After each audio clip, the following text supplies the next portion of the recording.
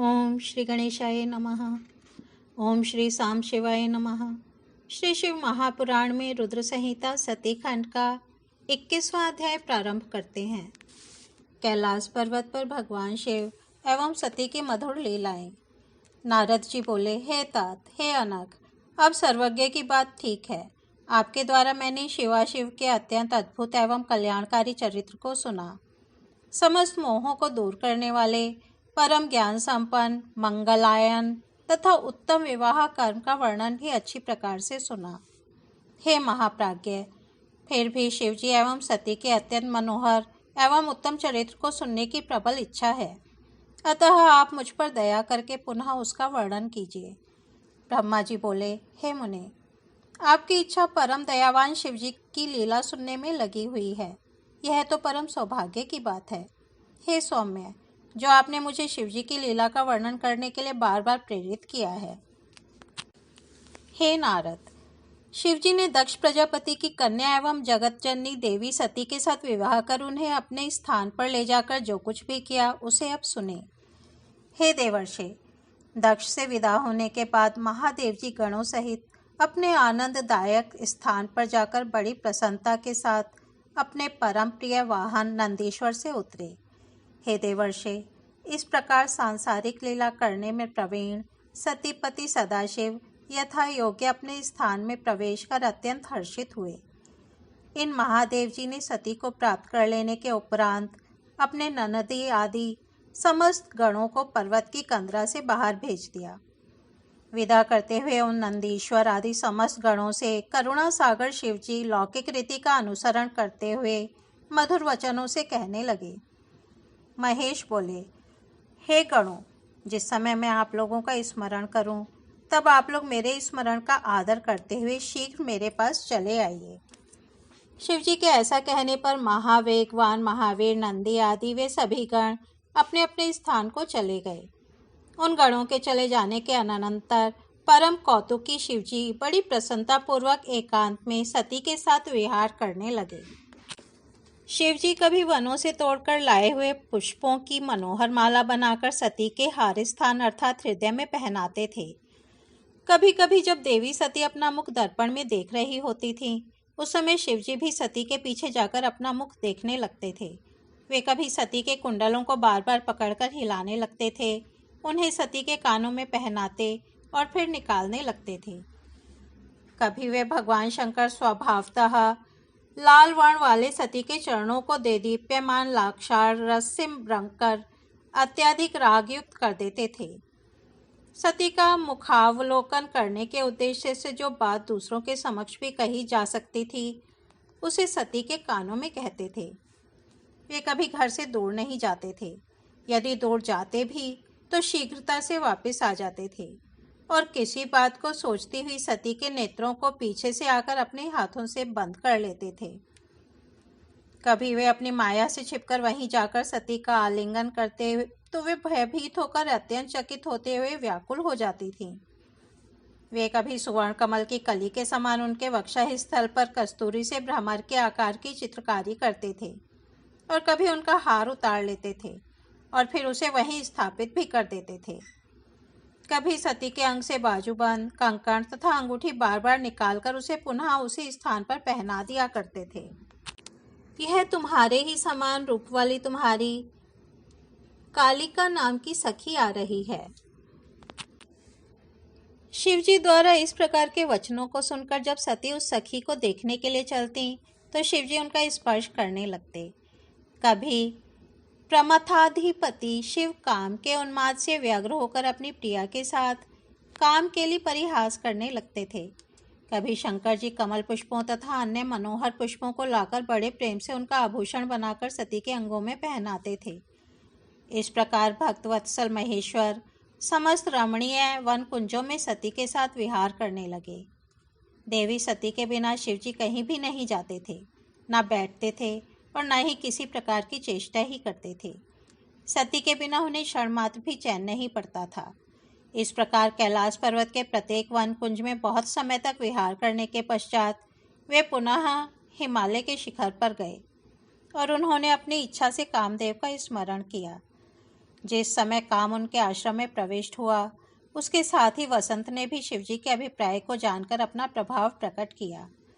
उस पर्वत के सभी वृक्ष तथा लताएं पुष्प से आच्छादित हो उठी और जल खिले कमलों से तथा कमल भ्रमरों से युक्त हो गए। उस समय उत्तम ऋतु वसंत के प्रविष्ट होते ही सुगंधित पुष्पों की गंध से समन्वित आनंददायक तथा सुगंधि से युक्त मलय पवन बहने लगा। संध्याकालीन अरुण चंद्रमा के सदृश पलाश शोभायमान होने लगे। सभी वृक्ष काम के अस्त्र के समान सुंदर पुष्पों से अलंकृत हो गए। तड़ागों में कमल पुष्प खिल उठे। अनुकूल वायु संसार के मनुष्यों को मोहित करने हेतु उद्यत दिखाई पड़ने लगी। भगवान शंकर के समीप नागकेसर के वृक्ष अपने सुवर्ण के समान पुष्पों से कामदेव की ध्वजा के समान मनोहर प्रतीत होने लगे। लवंग की लता अपनी सुरभित गंध से वायु को सुवासित करके कामी जनों के चित्त को मोहित करने लगी। मंडराने वाले तथा आम्र मंजरियों में गुंजार करने वाले भौरों के सुंदर समूहों कामदेव के बाणों के समान तथा काम से व्याप्त मदन के पर्यंक जैसे प्रतीत हो रहे थे। ज्ञान रूपी प्रकाश को प्राप्त कर जिस प्रकार मुनियों का मन प्रफुल्लित हो जाता है, उसी प्रकार खिले हुए कमल पुष्पों से युक्त निर्मल जल शोभा पा रहे थे। सूर्य की किरणों के संपर्क के कारण बर्फ पिघलकर बहने लगी। जल ही जिनका हृदय है, ऐसे कमल जल के बीच स्पष्ट रूप से दृष्टिगोचर हो रहे थे। रात्रि वेला में तुषार रहित रात्रियां चंद्रमा से युक्त होने के कारण प्रियतम के साथ सुशोभित होने वाली स्त्रियों जैसी प्रतीत हो रही थीं। ऐसे मनोहारी वसंत काल में महादेव जी सती के साथ पर्वत कुंजों एवं नदियों में बहुत काल तक स्वच्छंदता से रमण करने लगे। और हे मुने, उस समय दक्ष कन्या देवी सती भी महादेव जी के साथ शोभा को प्राप्त हुई। शिवजी को सती के बिना क्षण मात्र भी शांति नहीं मिलती थी। शिवजी की प्रिया सती भी उन्हें रस का पान कराती हुई प्रतीत हो रही थी। शंकर जी खिले हुए नवीन पुष्पों की अपने हाथ से माला बनाकर सती के अंगों को सुशोभित करते हुए नए नए मंगल कर रहे थे। आलाप, अवलोकन, हास्य और परस्पर संभाषण आदि के द्वारा वे शंभु कभी उन गिरिजा को स्वयं सौत के रूप में भी दिखा देते थे। उन सती के चंद्रमुख का अमृत पान करने में सनंद शरीर वाले शिव अपने शरीर की अनेक अवस्थाएं कभी कभी दिखाने लगते थे।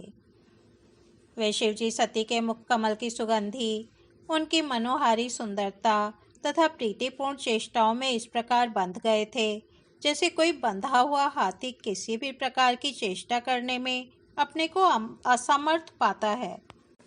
इस प्रकार वे महेश्वर हिमालय पर्वत के कुंजों, शिखरों पर और गुफाओं में सती के साथ प्रतिदिन रमण करने लगे। हे सुरर्षे, इस प्रकार उनके विहार करते हुए देवताओं के वर्ष के अनुसार 25 वर्ष व्यतीत हो गए।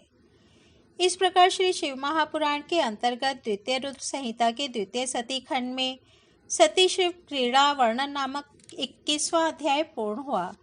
अब हम 22वां अध्याय प्रारंभ करते हैं। सती और शिव का विहार वर्णन। ब्रह्मा जी बोले, किसी समय वर्षा ऋतु में जब श्री महादेव जी कैलाश पर्वत के शिखर पर विराजमान थे, उस समय सती शिवजी से कहने लगी। सती बोली, हे देवदेव, हे महादेव, हे शंभो, हे मेरे प्राणवल्लभ, हे नाथ, मेरे वचन को सुनिए और हे मानद, सुन करके उसे कीजिए। हे नाथ, यह परम कष्टदायक वर्षा काल आ गया है तथा अनेक वर्ण के मेघों के गर्जन से आकाश तथा दिशाएं व्याप्त हो गई हैं। कदम के पराग से समन्वित जल बिंदुओं को लेकर बहने वाली मनोहारिणी तथा तीव्र गति वाली वायु प्रवाहित हो रही है। इस वर्षा काल में जल समूहों की धाराओं से वृष्टि करते हुए तथा चमकती हुई बिजली की पताका वाले इन मेघों की गर्जना के कारण किसका मन विशुद्ध नहीं हो जाता। विरही जनों को दुखदायी कर देने वाला यह वर्षा काल महाभयानक है। इस समय आकाश के मेघाच्छन्न होने के कारण दिन में ना तो सूर्य का दर्शन हो पा रहा है और ना तो रात्रि में चंद्रमा ही दिखाई पड़ता है। इस काल में दिन भी रात्रि के समान ही प्रतीत हो रहा है। प्रचंड वायु के झोंकों के कारण मेघ शब्द करते हुए आकाश में कहीं भी स्थिर नहीं हो पा रहे हैं। हे शंकर, ये मेघ ऐसे प्रतीत हो रहे हैं जैसे अभी लोगों के सिर पर गिर जाएंगे। हे शंकर, हवा के वेग से ये बड़े बड़े वृक्ष आकाश में नाचते हुए से प्रतीत हो रहे हैं। ये कामी जनों के लिए सुख देने वाले तथा भीरू जनों को भयभीत करने वाले हैं। काले तथा चिकने बादलों वाले आकाश के ऊपर उड़ती हुई पग पंक्ति यमुना नदी के ऊपर बहते हुए फेन जैसी प्रतीत हो रही है। ईश, काली रात्रि में बादलों में छिपा हुआ यह चंद्रमंडल समुद्र में प्रदीप्त हुई वडवाग्नि के समान प्रतीत हो रहा है। हे विरूपाक्ष, इस मंदराचल पर्वत शिखर के प्रांगण में भी वर्षाकालीन घासें उग आई हैं। फिर अन्य स्थानों की चर्चा ही क्या करूं। मंदराचल पर आश्रय ग्रहण करने वाले इन काले, श्वेत तथा रक्तवर्ण के मेघों से यह विशाल हिमालय इस प्रकार प्रतीत हो रहा है जैसे पत्तों से पूर्ण दुग्ध का समुद्र हो। श्री शोभा सभी वृक्षों को त्याग कर केवल विषमता से किंशुक वृक्षों को शोभित कर रही है। जिस प्रकार महालक्ष्मी कलयुग में सज्जनों को त्याग कर सभी ऊंचे नीचे पुरुषों को प्राप्त होती हैं। मंदराचल पर्वत के शिखर पर वास करने वाले बादलों के शब्द से हर्षित होकर मोर वन में अपनी पीठ दिखाकर नृत्य कर रहे हैं। मेघों के लिए उत्सुक इन चातकों की मधुर ध्वनि इस वर्षा काल में सुनाई पड़ रही है और पथिकगण तीव्र जल वर्षा के कारण रास्ते में होने वाली थकान को दूर कर रहे हैं। हे शंकर, मेरी देह पर मेघों द्वारा ओले गिराए जाने से उत्पन्न हुई इस दुर्नीति को देखिए, जो अपने अनुगामी मोर तथा चातकों पर भी उपल की वर्षा कर उन्हें ओलों से आच्छादित कर रहे हैं। हे गिरीश, मोर तथा सारंग भी अपने मित्र बादल से पराभव को प्राप्त कर दूर होने पर भी हर्षपूर्वक मानसरोवर को चले जा रहे हैं। हे सदाशिव, इस विषम परिस्थिति में केवल आपको छोड़कर कौवा और चकोर पक्षी भी अपना घोंसला बना रहे हैं। अब आप ही बताइए, घर के बिना आप किस प्रकार शांति प्राप्त करेंगे। हे पिनाकधारिण, मुझे इन मेघों से बहुत बड़ा भय उत्पन्न हो गया है, इसलिए मेरे कहने से निवास के लिए शीघ्र ही घर बनाने का प्रयत्न कीजिए।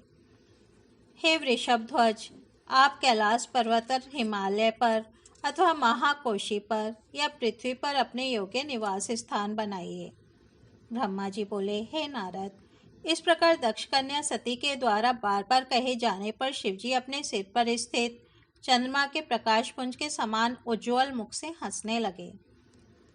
तदनंतर मुस्कुराहट के कारण खुले ओठों वाले वे सर्व तत्व ज्ञाता महात्मा परमेश्वर महादेव जी सती को प्रसन्न करते हुए कहने लगे।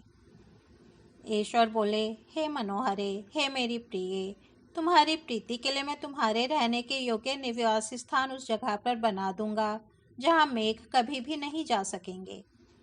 हे मनोहरे, वर्षा काल में भी ये मेघ हिमालय पर्वत मध्य भाग के नीचे ही नीचे घूमते रहते हैं। उसी प्रकार हे देवी, ये मेघ इस कैलाश पर्वत के भी नीचे ही नीचे घूमते हैं, कैलाश पर्वत के ऊपर नहीं जाते हैं। पुष्कर, आवर्तक आदि मेघ भी जम्बू के मूल भाग तक ही रह जाते हैं। ये जम्बू के ऊपर रहने वाले सुमेरु पर्वत के शिखर पर नहीं जाते हैं। हे प्रिय, इन वर्णित पर्वतों में जिस पर्वत पर तुम्हारी निवास करने की इच्छा हो, उस पर्वत को शीघ्र ही बताओ। इस हिमालय पर्वत पर निवास करने से स्वच्छंद विहार करने वाले सुवर्ण के सदृश पंख वाले ये अनिल नामक पक्षी समूह ऊंचे ऊंचे मधुर शब्दों से तुम्हारे कौतुक केली क्रीड़ा का गान करेंगे। सिद्धों की कामनीय स्त्रियां मणियों के द्वारा कूटकर बनाई गई इस हिमालय की भूमि पर स्वेच्छा विहार काल में कौतुक से तुम्हारे बैठने के लिए आसन का निर्माण कर स्वच्छ पृथ्वी को तुम्हारे लिए अर्पण करेंगी और अनेक प्रकार के फल मूल आदि लाकर देने की इच्छा करेंगी। नाग कन्याएं, पर्वत कन्याएं एवं तुरंगमुखी किन्नरियां, ये सभी मन को मोहने वाले अपने हाव भाव से सदैव तुम्हारी सहायता करेंगी। तुम्हारे इस अतुलनीय रूप तथा मनोहारी मुख को देखकर वहाँ की स्त्रियां अपने पति के लिए मनोहर लगने वाले शरीर, अपने रूप तथा गुणों को धिक्कार करेंगी तथा तुम्हारी ओर निरंतर देखती रहेंगी। पर्वतराज हिमालय की पत्नी मेनका, जो अपने रूप तथा गुण से त्रिलोक में विख्यात हैं, वे भी तुम्हारे मनोनुकूल ऐश्वर्य, आशीर्वाद तथा प्रार्थना से तुम्हें प्रसन्न करना चाहेंगी। गिरिराज से वंदना के योग्य समस्त पुरजन तुम्हें प्रसन्न करने का सदा प्रयत्न करेंगे, और यदि अत्यंत उदार रूपा तुमको कभी शोक हुआ तो वे लोग तुम्हें शिक्षा देंगे तथा अपने गुणों से प्रसन्न रखेंगे। हे प्रिय, कोकिलों के विचित्र मधुर आलापों से परिपूर्ण कुंज समूहों से आवृत स्थान में जहाँ वसंत की उत्पत्ति का स्थान है, क्या तुम इस स्थान में जाना चाहती हो? जहाँ विविध प्रकार के अनेक तालाब सैकड़ों कमलनियों से समन्वित शीतल जल से परिपूर्ण हैं, जहाँ अश्व, हाथी तथा गौओं का निवास है। हे देवी, वहाँ सभी प्रकार की कामनाओं को प्रदान करने वाले कल्प संज्ञक वृक्षों से घिरे हुए सुंदर मनोहारी पुष्पों को तथा हरे भरे नवीन घास के मैदानों को प्रफुल्लित नेत्रों से देखना। हे महामाये, इस प्रकार के उस हिमालय पर हिंसक जंतुगण भी शांतिपूर्वक निवास करते हैं। वह अनेक प्रकार के मृगगणों से युक्त है। वहाँ पर स्थित देवालयों में मुनियों तथा यतियों का निवास है।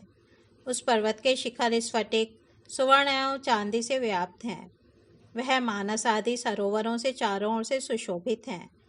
वह सुवर्ण से बने हुए रत्नों के दंड वाले अधखिले कमलों से व्याप्त हैं।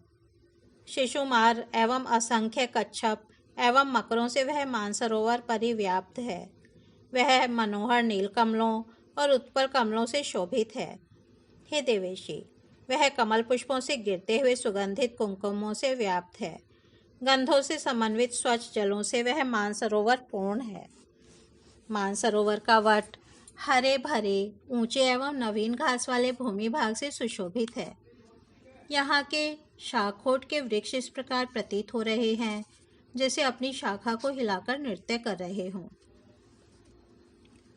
अपनी इच्छा के अनुसार अनेक प्रकार के रूप धारण करने वाले देवताओं, सारसों एवं मतवाले चक्रवाकों से मानसरोवर सुशोभित हो रहा है। परम आनंद को प्रदान करने वाले भौरों के मधुर शब्दों से गुंजित वह मानसरोवर महान उद्दीपन करने वाला है। मेरु पर्वत के ऊंचे शिखर पर इंद्र, कुबेर, यम, वरुण, अग्नि, नितृति, वायु तथा ईशान की पुरियां हैं, जहाँ देवताओं का निवास स्थान है। रंभा, शची एवं मेनकादि अप्सराओं से वह मेरु शिखर सुशोभित है। हे देवी, क्या तुम उन समस्त पर्वतों के राजा तथा पृथ्वी के सारभूत महारम्य सुमेरु पर्वत पर विहार करना चाहती हो? वहाँ निवास करने से सखियों एवं अप्सराओं सहित शची देवी तुम्हारी उचित सहायता करेंगी, अथवा तुम मेरे आश्रयभूत कैलाश पर, जो पर्वतेंद्र के नाम से विख्यात है, उस पर निवास करना चाहती हो, जहाँ पर कुबेर की अलकापुरी है, जहाँ गंगा की जलधारा बह रही है, जो स्वयं पूर्णचंद्र के समान समुज्ज्वल है, और जिस कैलाश की कंदराओं तथा शिखरों पर ब्रह्म कन्याएं मनोहर गान करती हैं। यह कैलाश अनेक प्रकार के मृगगणों के समूहों से युक्त, सैकड़ों कमलों से परिपूर्ण एवं सुमेरु पर्वत की अपेक्षा समस्त गुणों से युक्त तथा सुंदर है। हे देवी, इन स्थानों में जहाँ कहीं भी तुम्हारी रहने की इच्छा हो, उस स्थान को शीघ्र मुझे बताओ। मैं वहाँ पर तुम्हारे निवास स्थान का निर्माण करूँगा। ब्रह्मा जी बोले। शंकर के इस प्रकार कहने पर सती देवी अपने निवासभूत स्थान का लक्षण इस प्रकार कहने लगी। सती बोली, हे देव, मैं आपके साथ इस पर्वतराज हिमालय पर ही निवास करना चाहती हूँ। आप इसी पर्वत पर शीघ्रतापूर्वक निवास स्थान का निर्माण कीजिए। ब्रह्मा जी बोले। सती द्वारा इस प्रकार कहे जाने पर शंकर जी अत्यधिक मोहित हो गए और सती को साथ लेकर हिमालय पर्वत के ऊंचे शिखर पर चले गए। सिद्धांगनाओं से युक्त, पक्षियों से सर्वथा अगम्य, अनेक छोटी छोटी बावलियों से युक्त, विचित्र कमलों से चित्रित और प्रातःकालीन सूर्य के समान सुशोभित उस शिखर पर शिवजी सती देवी के साथ चले गए। वह स्फटिक मणि के समान समुज्ज्वल, हरे भरे वृक्षों से तथा घासों से परिपूर्ण, विचित्र पुष्पों वाली बावलियों से युक्त था। उस शिखर के वृक्षों की शाखाओं का अग्रभाग विकसित पुष्पों से शोभित था। भौरे गुंजार कर रहे थे। वह नील एवं अनेक वर्ण के कमलों से परिव्याप्त था। चक्रवाक, कदम्ब, हंस, शुक, सारस और नीली गर्दन वाले क्रौंच पक्षियों के शब्दों से वह शिखर शब्दायमान हो रहा था। उस शिखर पर पुंस कोकिल मनोहर शब्द कर रहे थे। वह अनेक प्रकार के गणों, किन्नरियों, सिद्धों, अप्सराओं तथा गुह्यकों से सेवित था। विद्याधारियों, देवियों तथा किन्नरियां वहां विहार कर रही थीं तथा पर्वतीय स्त्रियां एवं कन्याओं से वह युक्त था। वीणा, सितार, मृदंग एवं पटह के वाद्य यंत्रों पर नृत्य एवं कौतुक करती हुई अप्सराओं के समूह से वह शिखर सुशोभित हो रहा था। देविकाओं, दीर्घिकाओं, खिले हुए तथा सुगंधित पुष्पों और निकुंजों से वह शोभायमान हो रहा था। इस प्रकार की शोभा से युक्त पर्वतराज हिमालय के शिखर पर शंकर जी सती देवी के साथ बहुत काल तक रमण करते रहे। महादेव जी उस स्वर्ग के समान दिव्य स्थान में सती के साथ देवताओं के वर्ष के गणनानुसार 10,000 वर्ष तक प्रसन्नता पूर्वक विहार करते रहे। वे कभी उस स्थान को छोड़कर सती के साथ किसी दूसरे स्थान पर चले जाते थे और कभी देवी देवताओं से व्याप्त मेरु शिखर पर चले जाते थे। इस पृथ्वी तल के अनेक प्रकार के द्वीपों, उद्यानों एवं वनों में जाकर पुनः वहां आकर सती के साथ रमण करने लगते थे। शिव जी का मन यज्ञ, ब्रह्म तथा समाधि में नहीं लगता था। वे शंभु दिन रात मन से सती में ही प्रीति करते रहते थे। इसी प्रकार सती भी निरंतर महादेव जी के मुख का अवलोकन करती रहती थी और शिव जी भी सती के मुख को देखते रहते थे। इस प्रकार वे शिव तथा सती परस्पर के संयोग से स्नेह रूपी जल द्वारा अनुराग रूपी वृक्ष को सिंचित कर बढ़ाने लगे। इस प्रकार श्री शिव महापुराण के अंतर्गत द्वितीय रुद्र संहिता के द्वितीय सती खंड में शिवाशिव विहार वर्णन नामक 22वां अध्याय पूर्ण हुआ। कल हम 23वां अध्याय सुनेंगे। तब तक यहीं विराम देते हैं। ओम नमः शिवाय।